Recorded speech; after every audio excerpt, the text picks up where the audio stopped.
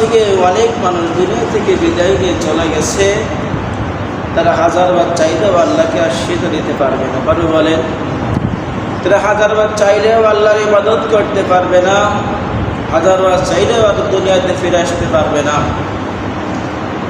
এই জন্য সেই মহান রবে আমরা ইবাদত করব যেভাবে আমার রব খুশি হবে,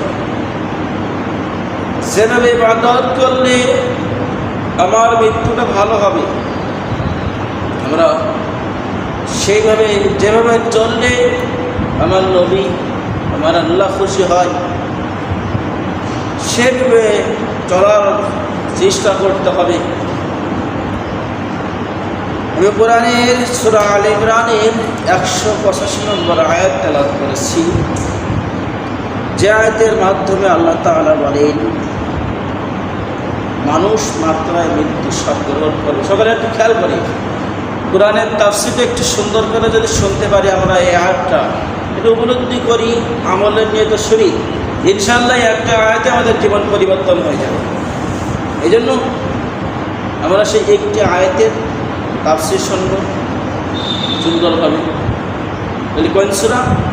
সূরা আল ইমরানের 185 নম্বর আয়াতে আল্লাহ তাআলা বলেছেন যে আল্লাহ তাআলা আমাদের যে মৃত্যু দেবেন এটা সত্য। দেবেন না বলে? সত্য কেন বলে? আমাদের যে কর্মফল এটাও আল্লাহ দেবেন, সত্য না বলে? আল্লাহ তাআলা যে আমাদেরকে দোজখে দেবেন এটা সত্য না বলে? জাহান্নামের আগুনে আমাদেরকে পোড়াবেন এটাও সত্য না?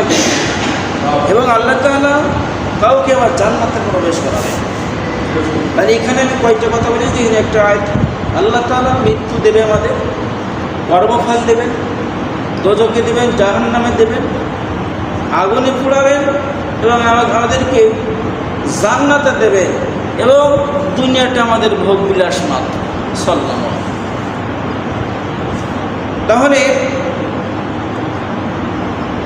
যেখানে 10 শ্রেণীর মানুষ জাহান্নামে যাবে না, খেয়াল করে সকলে একটু গুরুত্ব সহকারে শোনেন। যে আয়াতে আল্লাহ বলেন যে আমি জাহান্নামে দেব, আগুনে পোড়াবো, আবার আল্লাহ তাআলা বলেন আমি জান্নাত দেব তাদেরকে। 10 শ্রেণীর মানুষকে আমি জাহান্নামে দেব না, তাদেরকে আমি জান্নাতে দেবো। বলে সুবহানাল্লাহ, এর গুরুত্ব সহকারে। এবং আল্লাহ বলে আবার